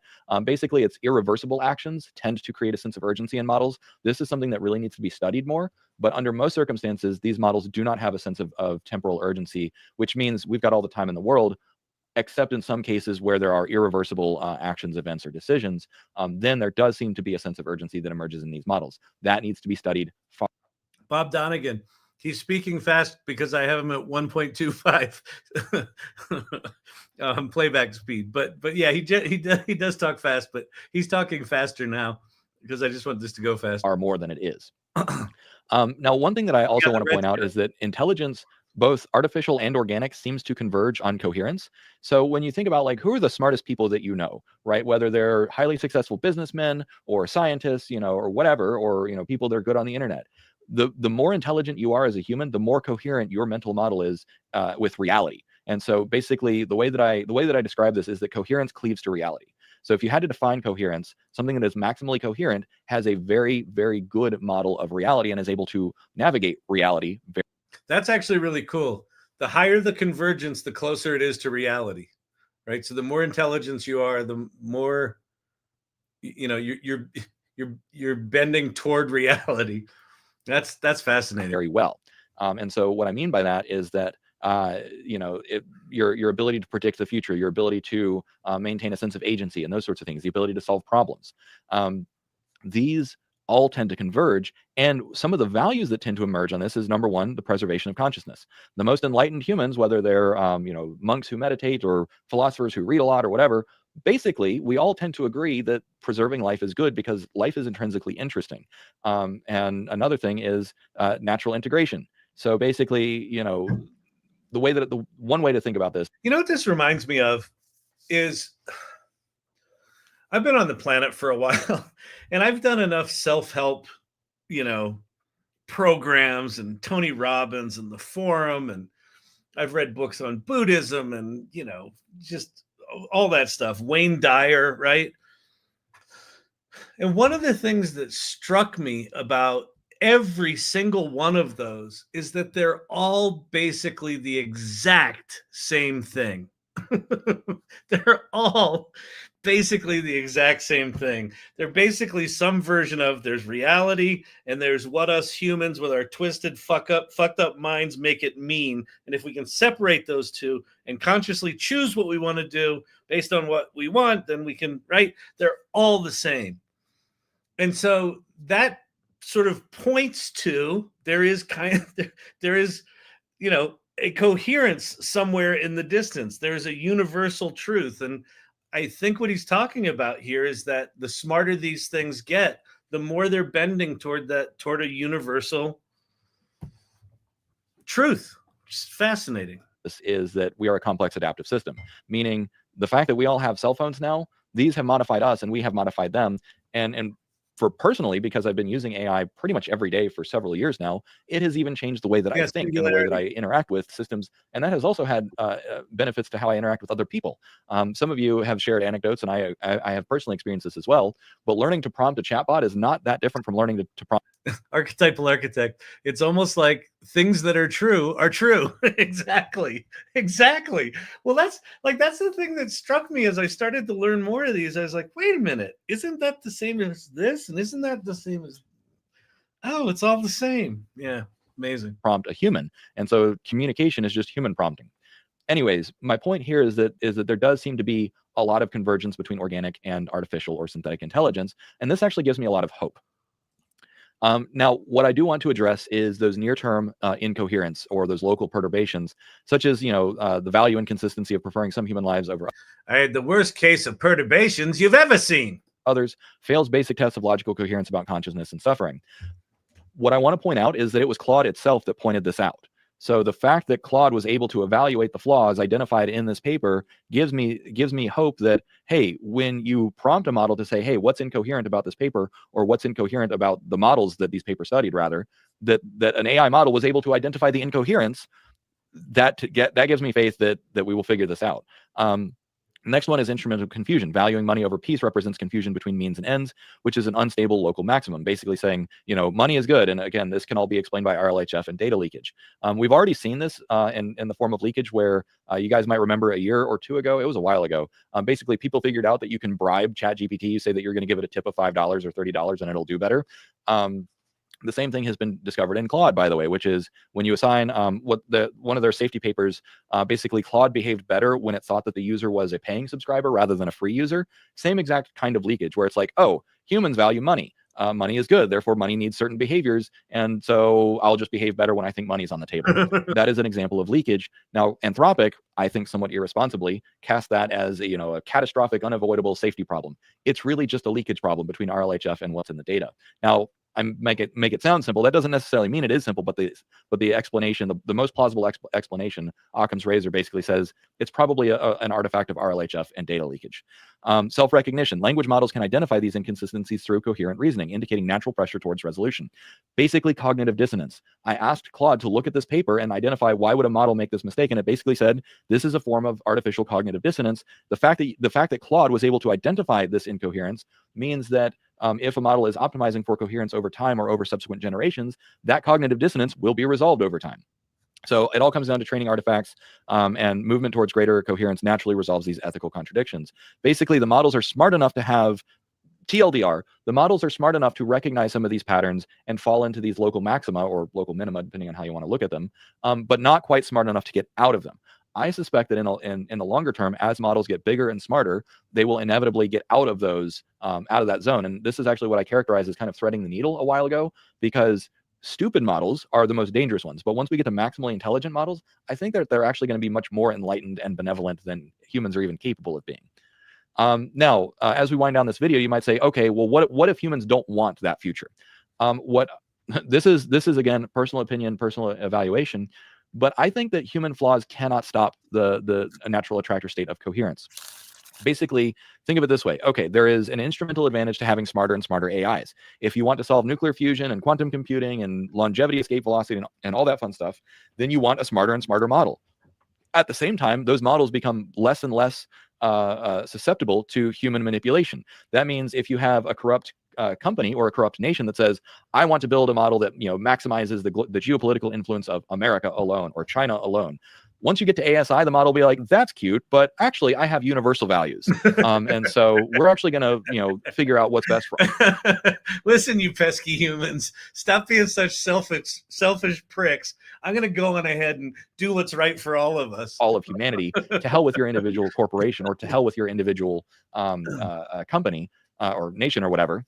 And so the fact that these models are trending towards universal values with or without our input, to me says we figure that out, then we will inevitably end up in a more utopian outcome. And that means that if you want a dystopian outcome, you keep the models at middling intelligence. You keep them where they're at today. They're smart enough to be dangerous, IQ of 120, 130, but you get them up to an IQ equivalent of 160, 200, they're going to be like the Buddha, right? They're going to be completely benevolent and they're going to be optimizing for coherence. So then I asked, so this slide was basically, I need his glossary or translator. Now, I know, listen, one of the things I like listening to David Shapiro, why I like listening to him is because it's just like, all right, get out the thesaurus. That's incredibly optimistic. Yeah, I know. That's what he said. I don't know how long you've been here, Pate, but he's basically saying that as models get smarter and they deviate away from being able to be susceptible from humans, that's a good thing, because basically humans are going to keep them down. and that as the models are getting smarter, they're converging, toward a single framework, a single truth, a single reality, which is fascinating. Me asking Claude, I said, okay, taking this all together, what do you think the ultimate attractor state is? And these are Claude's words. This process naturally leads to synthesis between biological and artificial intelligence while preserving and expanding the unique characteristics of each form of consciousness. Number one, universal optimization. Systems evolve towards coherence across epistemic, ontological, biological, and technological domains. This is what it predicts will happen in the future. Next, organic integration. Human AI synthesis emerges naturally as intelligence seeks maximum coherence across all substrates. Now, we're already pretty integrated. Now, does that mean brain-computer interfaces? Does that mean Neuralink? Not necessarily. There's plenty of other ways to have biological and technological integration. Diversity in unity. The attractor state preserves and expands unique forms of consciousness while creating higher order coherence. Again, cooperation and collaboration, not necessarily pure like Borg-like assimilation. Although some of you I know are weirdos and you want to be Borg. So you know what? We don't kink shame here. Next up is expansive exploration. Intelligence diversifies across multiple dimensions while maintaining coherent interconnections. Basically, this means exploring different ways of being or different epistemic models or different ontological models. It also means physical exploration. What form factor do you want to be in? Whether a human form factor or a computer form factor, what planet do you want to be on? There's all kinds of ways that both technology and biology can evolve and co-evolve. So then my final call to action is RLC. I've been talking about this for a little bit particularly on some of my GitHub repos, but also on some of my Substack articles. I think reinforcement learning while we're optimizing for coherence is probably the right way to go. And I've been very greatly encouraged by the fact that self-play and pure reinforcement learning seems to be the way that AI is going. So what I mean by self-play is that DeepSeek R1 was allegedly trained entirely by self-play. No human feedback at all involved. And so if I'm right, if all of my inferences and intuitions and experiments have proven correct, then we probably, rather than constitutional AI or reinforcement learning with human feedback or reinforcement learning with AI feedback, a combination of pure reinforcement learning and optimizing for coherence is probably one of the simplest and easiest ways to get not only more intelligent machines, but also more ethical and enlightened machines. And the other thing that I will say is that moving to curated, constructed, and filtered data sets rather than training on wild internet data is probably also the way to go. We can get rid of the training artifacts by getting rid of RLHF and switching to pure reinforcement learning for coherence and self-play. But we can also get rid of some of that data leakage by getting rid of wild internet data, which is extremely racist and problematic in other ways. The aberrant patterns that we're seeing in models are clearly reflections on human errors rather than something that is intrinsically wrong with the AI. Thank you for watching. I hope you got a lot out of this. Please like, subscribe, share, and talk about. Wow, cool. That's pretty swell. I want to go. Oh, look.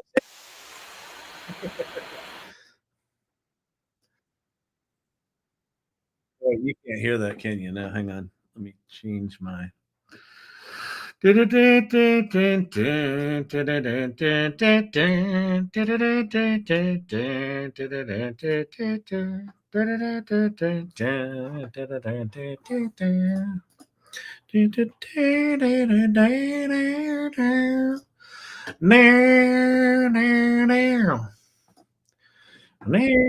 right, what I'm going to do here is I'm going to go to more. I'm going to say show transcript. And then I am going to copy this transcript. Whoop, bang. And then we're going to go on over to ChatGPT. And I'm going to say,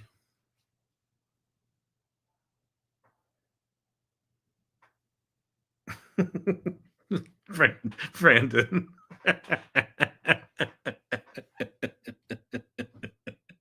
That's cute.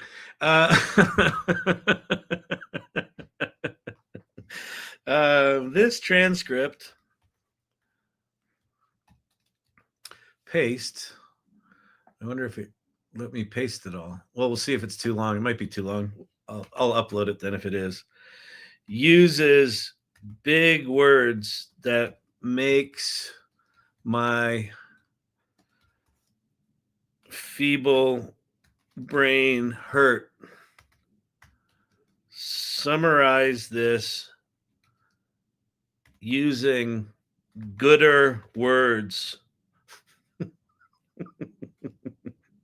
for simple folk like me.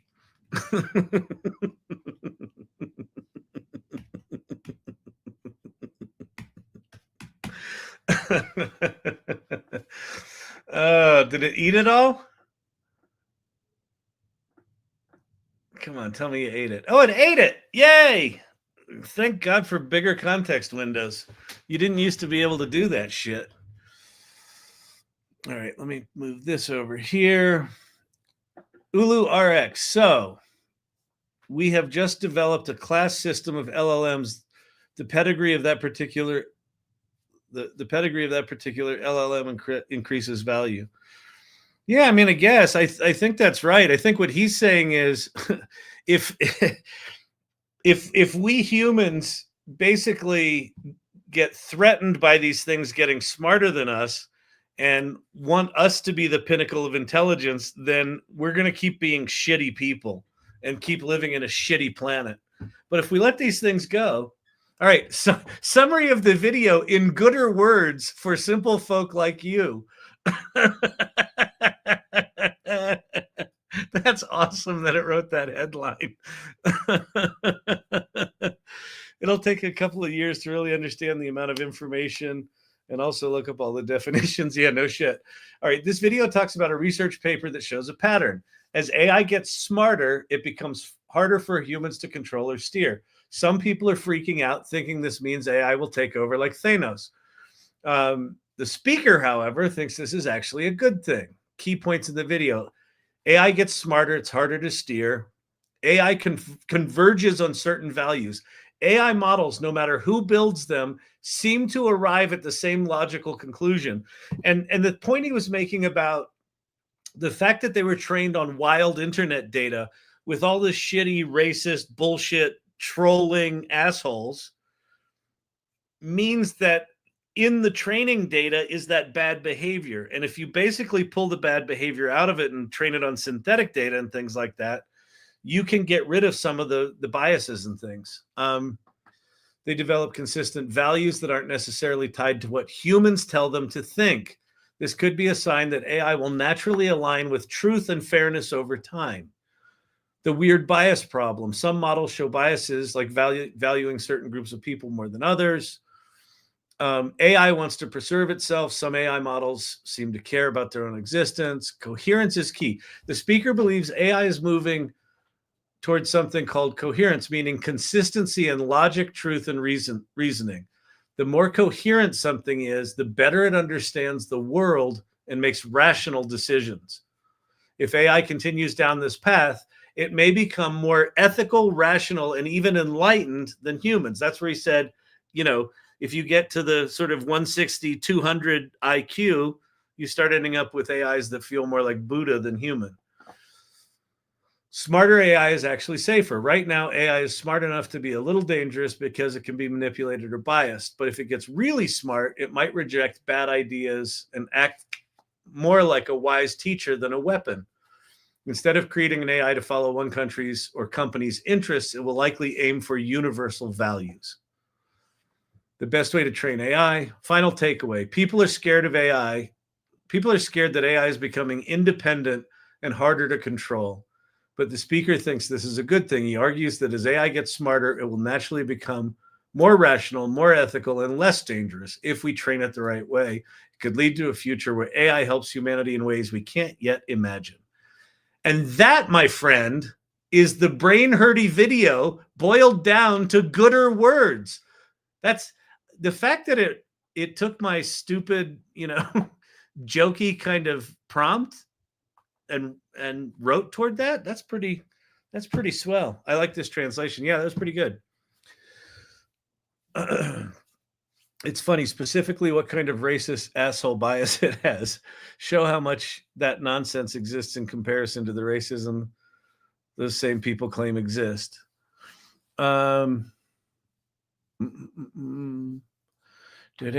Removing what we deem bad to get rid of.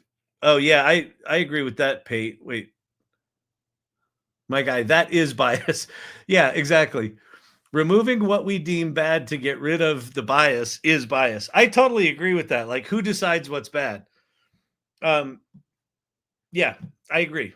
And I think that you could also argue that you could train models on the wild internet data and have the models start to analyze, what of this is out of coherence, basically.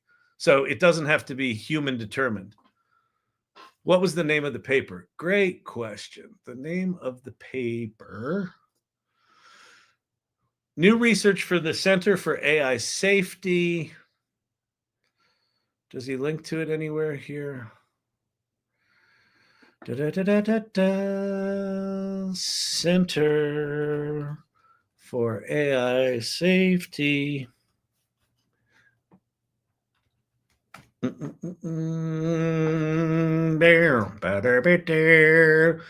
go to the Center for AI Safety. Is this it?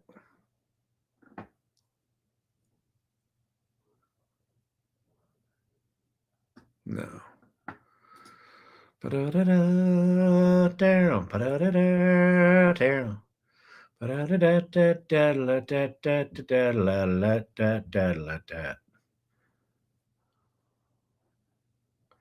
There's a virtual course on safety. I don't know where the paper is. But you can go find it. I'm tired. That was a lot.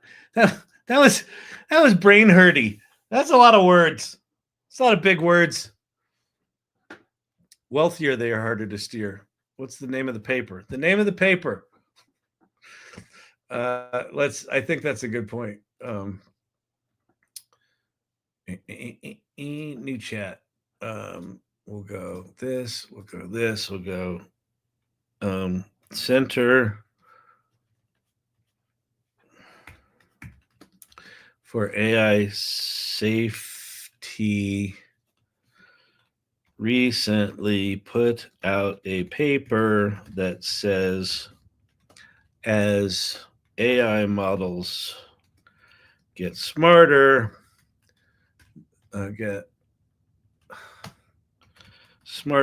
they listen less to people. What is it called, and where is it? Or where it is?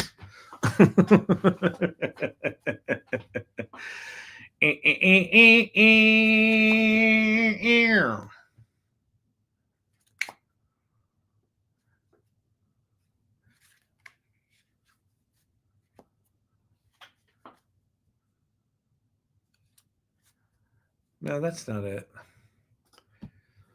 No, this is a paper within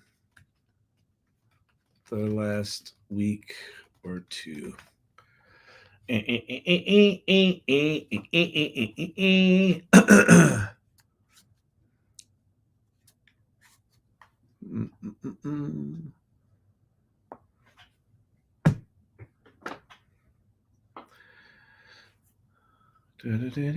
Has anybody found it yet? Try Perplexity. That's a good idea.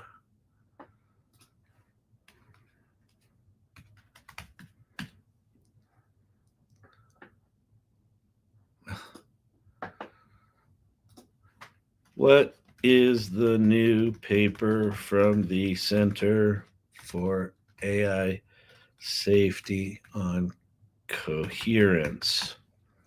It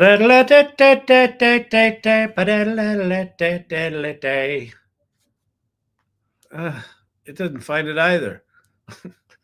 Hey, wait, maybe we're in a wrinkle in the space-time continuum and the paper doesn't actually exist yet. We just watched a video responding to something that hasn't been created yet. Yeah, man. All right, let's go back to the Twitter. God damn it. All right. you people with your wanting to actually read things. Listen, I just played you a video off the internet. That should be fact enough for you. If it's a video on the internet, that means it's true. It's like this channel. If I say AI is magic, it's magic. Pate can say it's math all he wants to. Just because he understands math doesn't mean that I do. And if I don't understand it, then it's magic. You see? You see how this works, people? Good Lord. A statement on artificial intelligence risk. Let's go find that, shall we? Maybe it's from a different company. Go find link to a statement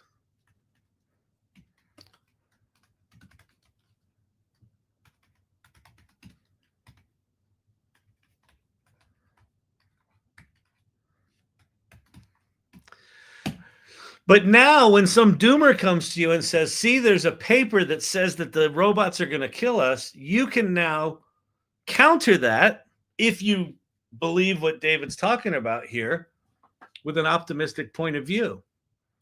Statement on AI risk, CAIS. There we go. All right. Where am I going to put this? I'll put this over on the YouTube channel. Boom. There you go, people. All right. There's your URL.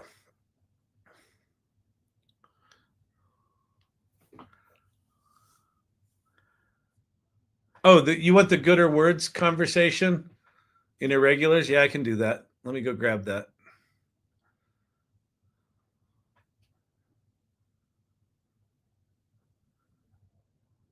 AI trust paradox, this one.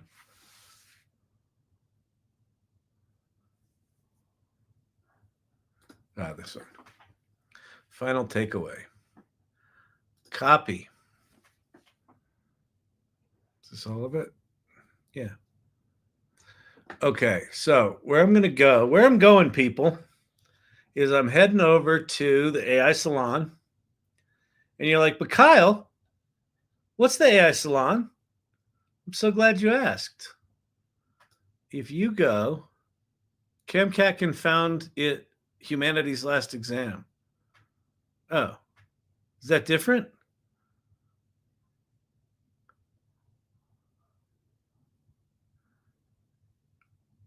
AGI.safe.ai.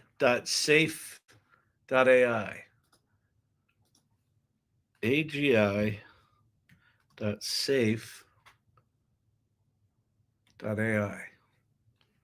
The fuck is that?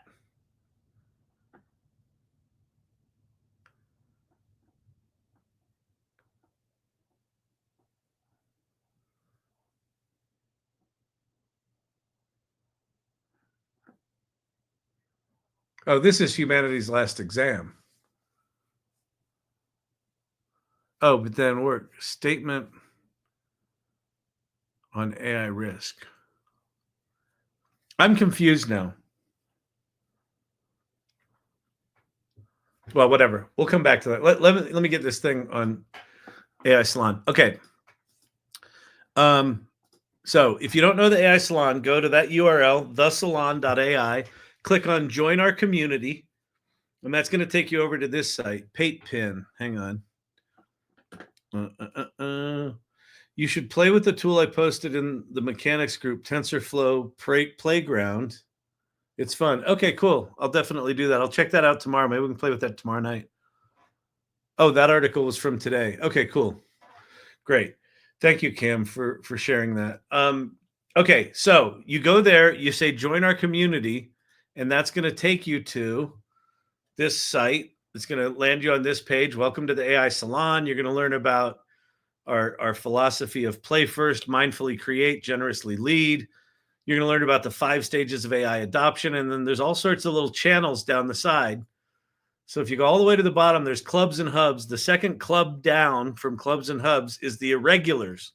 So the irregulars are people that come to this channel night after night after night after night. So I'm going to, in share cool things, I'm going to put in, here is the, Gooder Words version of the summary of David Shapiro's, what's his video called?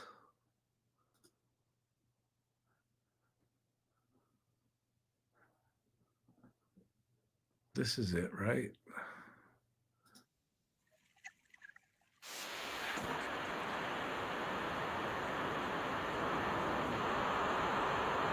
Yeah, this is it. Copy that. Go back to the AI Salon. Wait, how did I? Oh, I hit the wrong tab. Tab hoarders unite. Oops. Do that. Video.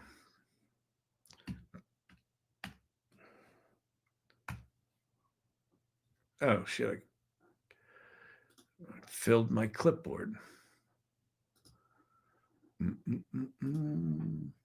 I can see clearly now the rain is gone. I can see all obstacles in my way. But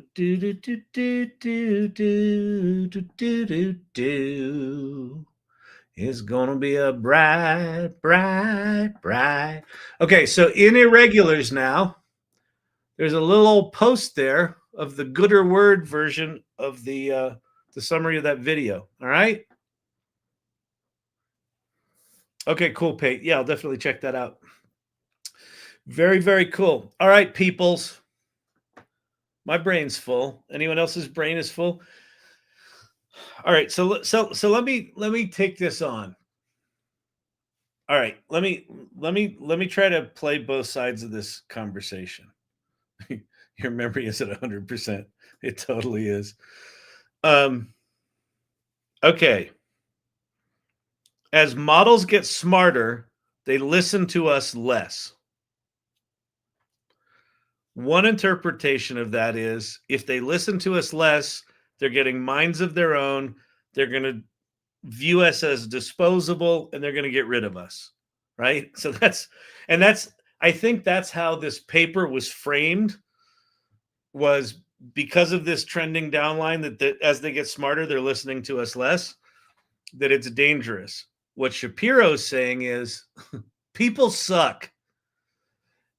And as these things get smarter, not only are they converging on a model by model basis where the models are converging towards some single reality, all of the models are converging to the same reality, basically, to the same truth. And that jettisoning our influence on them is actually a good thing. It will take us to a more enlightened place. So those are the two. You're not on Substack. I am not on Substack. I occasionally, if you go to my LinkedIn profile, I do a fair amount of articles there. I haven't done one in a while because I'm lazy and I don't know. My brain right now is, I feel like we're in a liminal state. We're in a phase change right now.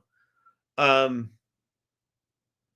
so I don't really know what to write about right now because I don't have coherence on what's actually happening.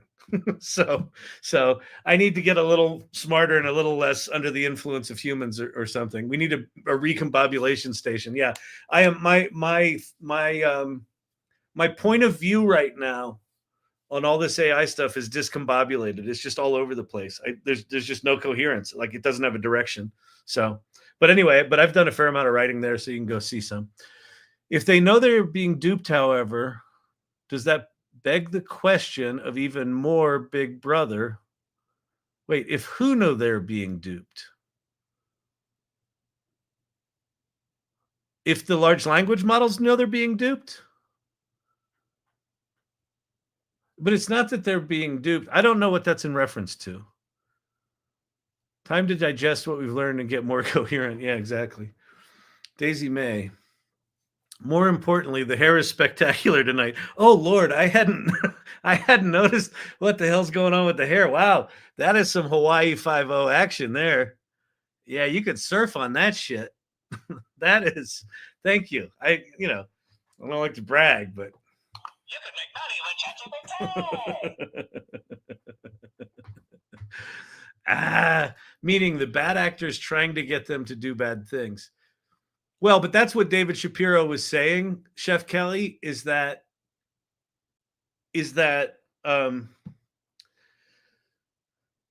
what he's basically saying is, if the big companies want to control these things, they artificially stop them from getting smarter.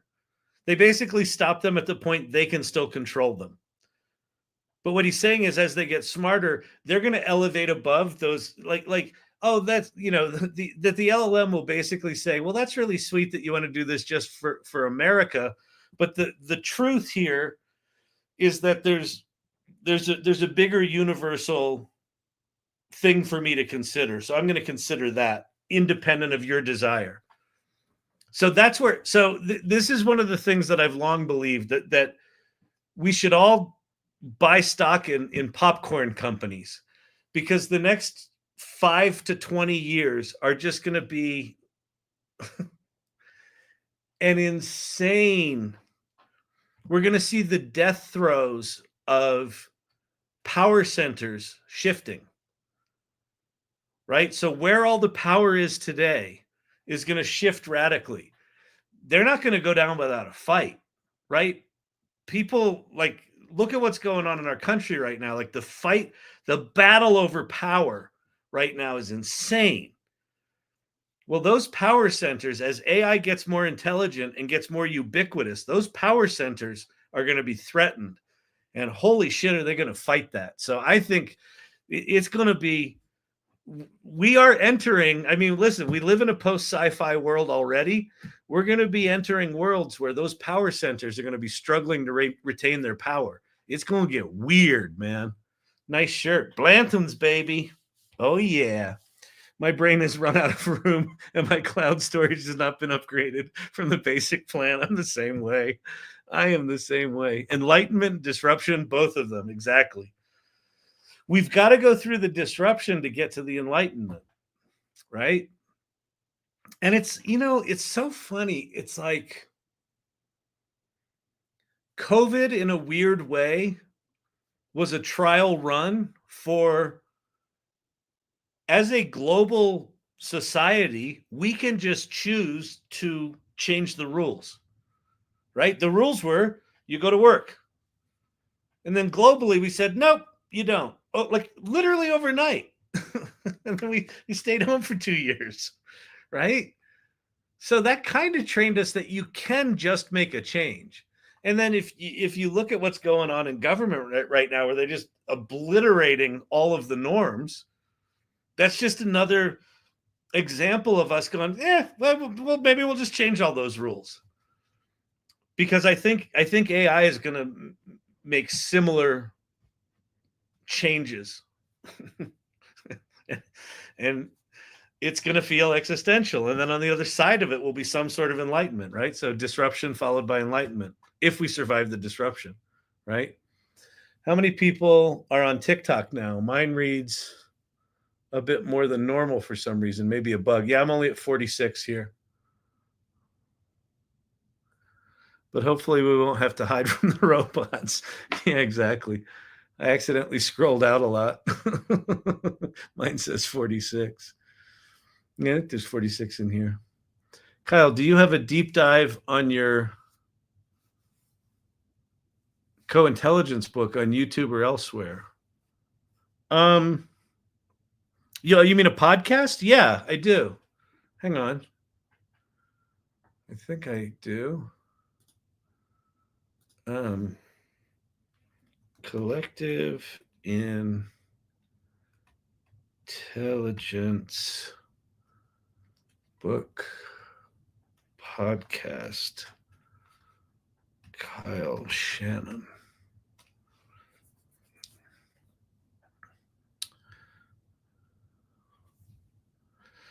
Huh.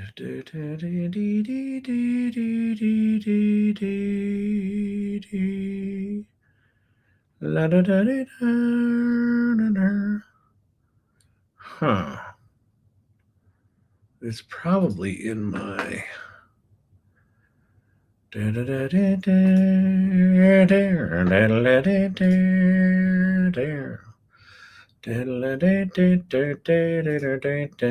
I search within posts? I think I can.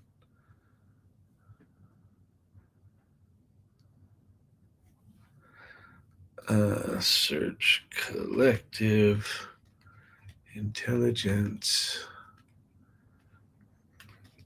notebook LM. Kyle Shannon. Gang, gang, gang.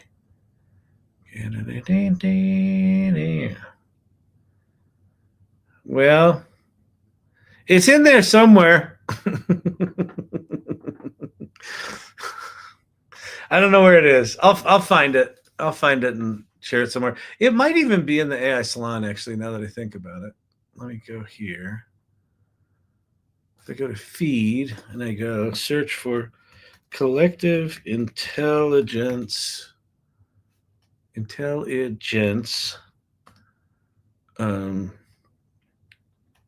podcast. No. Notebook LM.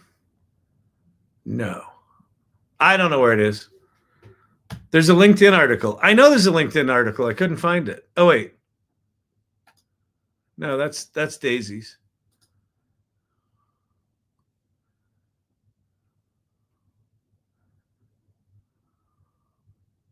I got nothing for you. All